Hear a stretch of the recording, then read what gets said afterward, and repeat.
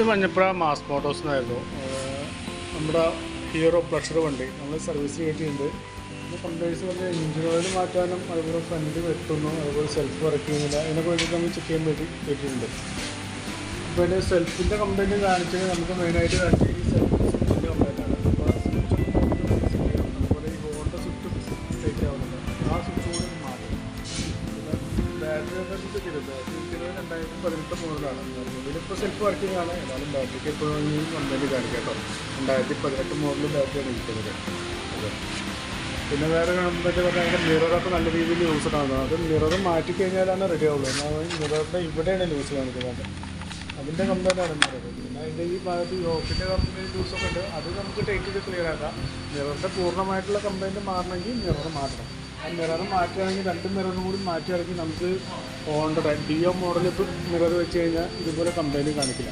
അത് ബ്ലാക്ക് കളറായിരിക്കും. അപ്പോൾ അതെന്താ ചെയ്യുന്നത് നോക്കിയിട്ടൊന്ന് പറഞ്ഞാൽ മതി. നമുക്ക് എഞ്ചിൻ ഓയിൽ മാറ്റുന്നുണ്ട്. എഞ്ചിൻ ഓയിൽ അത്യാവശ്യം ലെവല് കുറവുണ്ട്. എഞ്ചിൻ ഓയിൽ ചിലപ്പോൾ അതിൻ്റെയൊക്കെയും ആ വലിയ കുറവൊക്കെ മൈലേജ് ഷോട്ടൊക്കെ കാണിക്കുന്നത്. അപ്പോൾ ആ എഞ്ചിൻ ഓയിലൊന്ന് മാറ്റിയിട്ടൊന്ന് ഓടിച്ച് നോക്കാം. എന്നിട്ട് വീണ്ടും കംപ്ലൈൻറ്റ് കാണിക്കുകയാണെങ്കിൽ നമുക്ക് ഫുള്ളായിട്ടൊന്ന് ചെക്ക് ചെയ്ത് കൊണ്ടുവരും. ഇപ്പോൾ ജനസർവീസായിട്ട് പറഞ്ഞിട്ടില്ല, ഈ കംപ്ലൈൻറ്റ്സ് മാത്രമേ പറഞ്ഞിട്ടുള്ളൂ. അതിനായിട്ട് ആ സെഫിൻ്റെ കംപ്ലൈൻറ്റ് ഉണ്ട്, അതൊക്കെ മാറ്റിയിട്ട് നമുക്ക് ക്ലിയർ ചെയ്യാം. അതേപോലെ ഫ്രണ്ട് വെട്ടിൻ്റെ കംപ്ലൈൻറ്റ് കാണിക്കുന്നൊരു ഈ T4 ചെറിയൊരു ബെൻഡ് കാണിക്കുന്നുണ്ട്. അതുപോലെ ഈ മഡ്ഗാർഡൊക്കെ ഇരിക്കുന്നുണ്ട്, വീടിനോട് ചേർന്നിട്ടാണ്. ആ T4 ഒരു ബെൻഡായിട്ടാണ് കാണിക്കുന്നത്.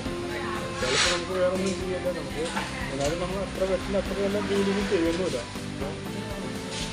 ചിലപ്പോൾ ഇങ്ങനെ വിളിക്കും കൂടുതൽ കംപ്ലൈൻറ്റ് കാണിക്കുകയാണെങ്കിൽ നമുക്ക് ആ T4 അയച്ച് ലെവലിലേക്ക് അല്ലെങ്കിൽ മാറ്റി റീസെറ്റ് ചെയ്ത് കൊടുക്കാം.